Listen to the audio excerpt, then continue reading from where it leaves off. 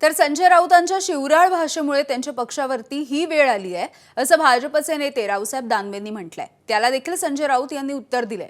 दानवे शेतकऱ्यांना चोर म्हणतात, ते योग्य आहे का असा सवालही राऊतांनी विचारला। ती त्यांची संस्कृती आहे, ही पहिली वेळ नाहीये त्यांची।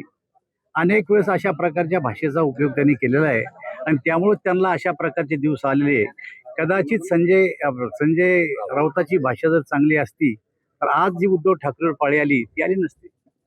ते रावसाहेब दानवे म्हणत होते काय संजय राऊत, रावसाहेब दानवे काय संजय राऊत भाषा वापरतात, मला कोणते सांगितलं?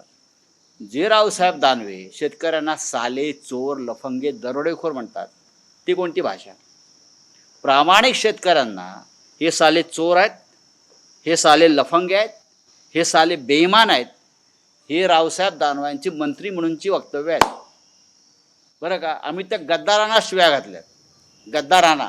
मी म्हणतो ह्यांना गद्दारांविषयी इतकं प्रेम का?